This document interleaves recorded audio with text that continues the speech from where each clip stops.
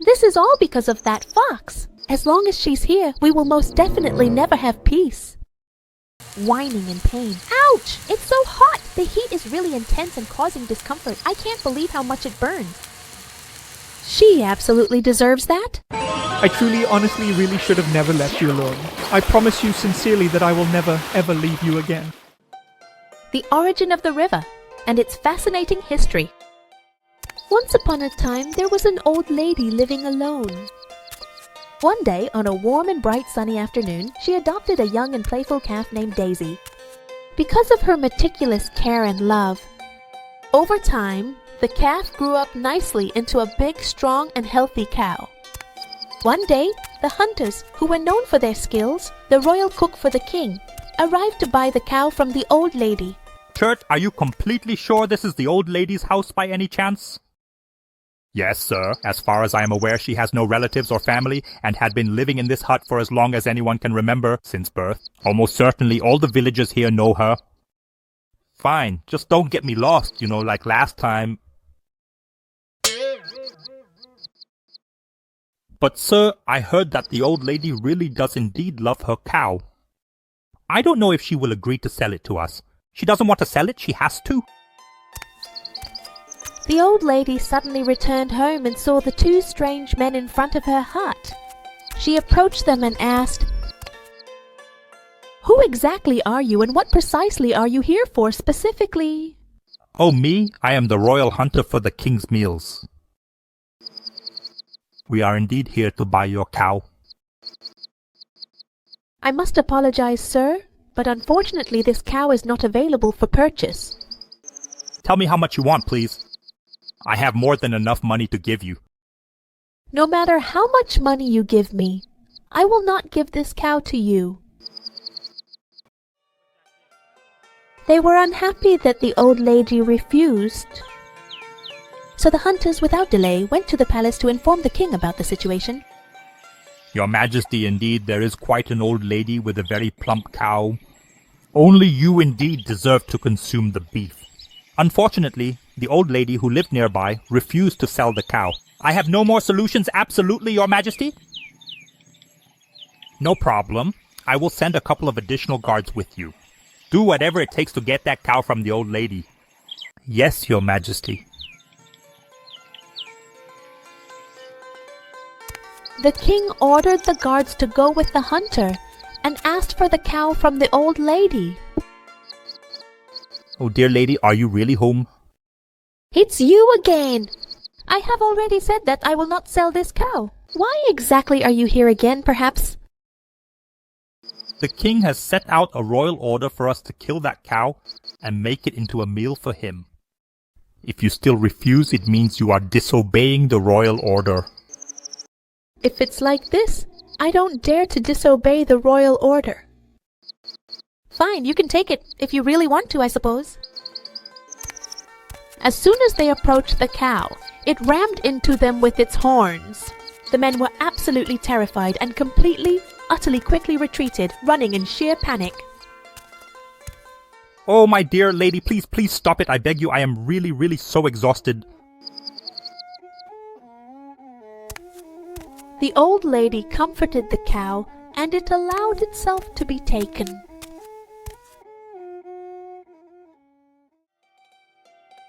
At the execution site, they very carefully tied up the cow. Then the executioner stabbed its neck. But amazingly, the sharp knife did not pierce through the cow's insides nor skin.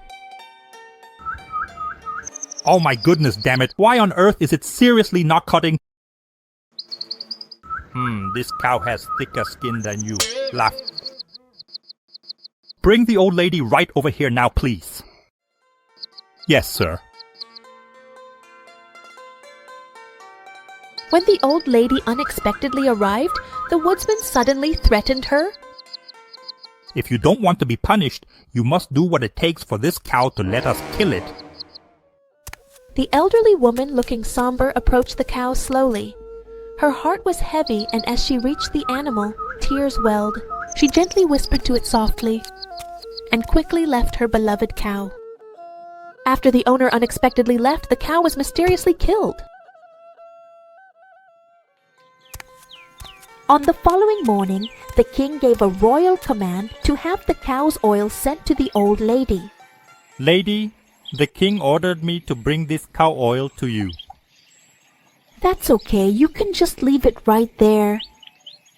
Then I will head back to the grand and majestic palace. Yes, yes.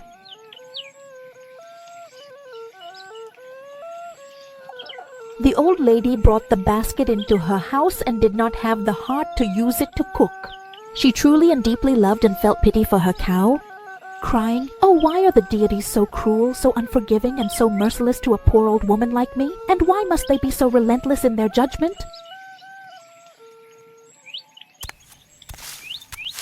Despite her old age, she does all sorts of various and different kinds of tasks and chores in her life because she unfortunately never had any children of her own to help her.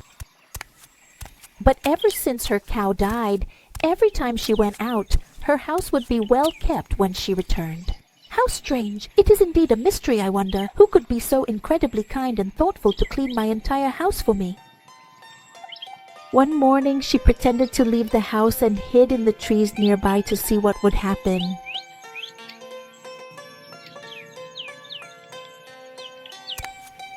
Later she heard the sound of a broom lightly sweeping. She very slowly walked gracefully to the very front of the house and encountered a truly beautiful woman who was meticulously sweeping her lovely house. "Who exactly are you, young lady?" "Huh? Oh, wait a moment, lady." She panicked and was about to go back into the basket but was stopped by the old lady. "What exactly are you doing right now in my humble abode?" "I just now cleaned your house for you.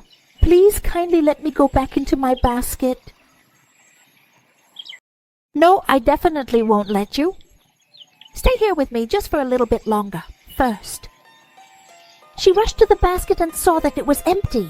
She quickly understood that indeed the cow oil had turned into this beautiful woman. Thinking, so that was it. Thinking. But thinking about it, she was born from this cow oil. Thinking, if I just keep this basket, she will absolutely, definitely, certainly, without a doubt, turn back into cow oil. In order to keep the girl as a human forever, the old lady completely destroyed the basket. "I actually don't have any children. If you don't mind, will you please perhaps just kindly consider maybe, possibly being my daughter?" "Yes, Mother." "Oh, great. By the way, if you could, please tell me, what's your name?" "I don't have a name yet." "Then I will give you a name that is meaningful and special to you. How about Sroz, or something like that? Sroz as in lovely and beautiful among everyone." "This name really suits you absolutely well indeed." Sroz and her mother lived together very happily indeed in a small cozy house. A few weeks later, after a long, tiring and weary journey, a merchant came to the old lady's house to ask for some water.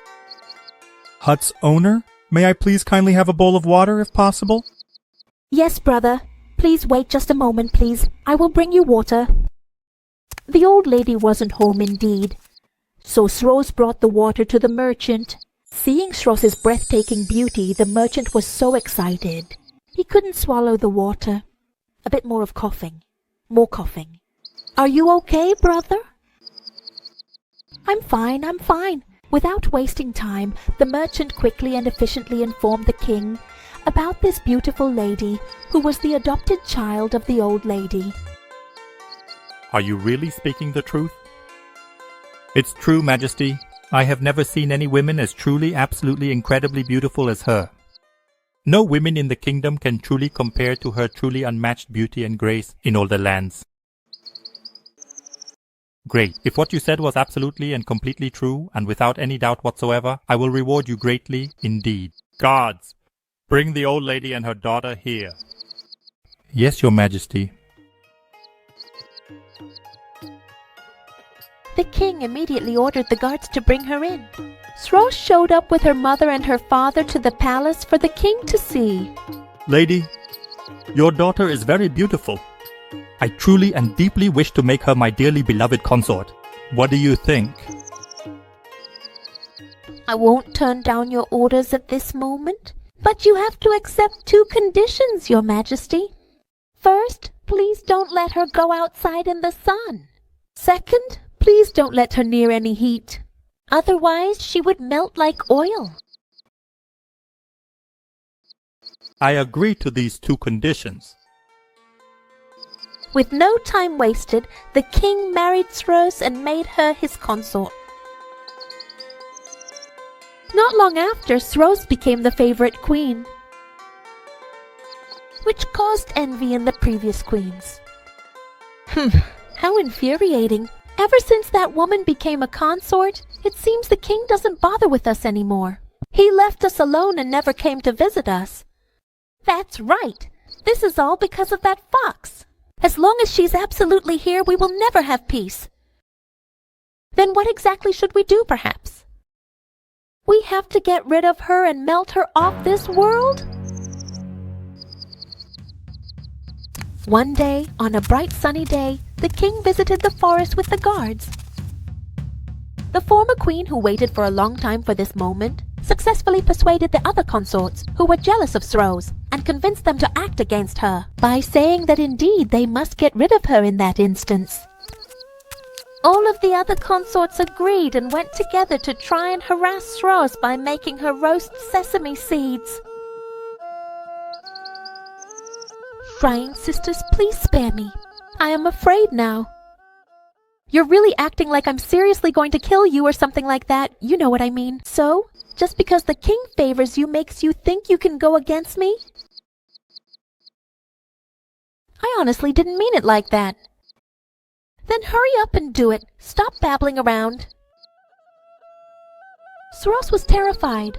She forcefully obeyed the orders. She lit the fire and started roasting the sesame seeds. But when the sesame seeds started to get hotter, her body also started melting. Whining in pain. Ouch! Oh my goodness, that is so incredibly hot! Right in her face. She absolutely truly deserved this. Indeed, she really did without a doubt. The sound of laughter fills the room, echoing joy and happiness as everyone joins in the cheerful moment. At that moment, she melted into water and flowed away, creating a large river. After the king returned from his forest visit, he was surprised to find his beloved Sros missing. My dear queen, where are you? How did you even look after her properly in the first place that she's missing at all? Please, if you would forgive us, Your Majesty, we really truly don't know. But yesterday the first queen summoned the queen to see her. Ever since then, for reasons unknown to anyone in the village, she has not returned, and it remains a mystery. The first queen indeed. Then the king ordered the guards to bring the first queen here. Your Majesty, for what specific reason did you summon me to this place here for? Where is Sros? I don't understand what you are saying. How can I know where she is at?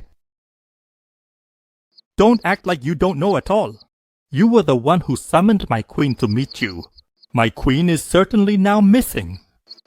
You still dare to say that this is not related to you?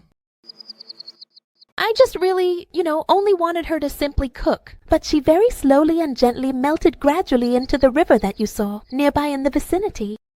Huh? Oh my god, I just can't believe it. She became a river? Oh my god, no, it can't be. This is truly impossible. My dear beloved queen, I'm going to find you, and I will definitely find you very soon. This news unexpectedly and profoundly devastated the king. He ran to the river while the first queen followed him. Upon reaching the river, the king started crying and tears dropped all over his body. My queen, I was truly wrong. I honestly should have absolutely never left you alone. This is all my fault that this happened to you.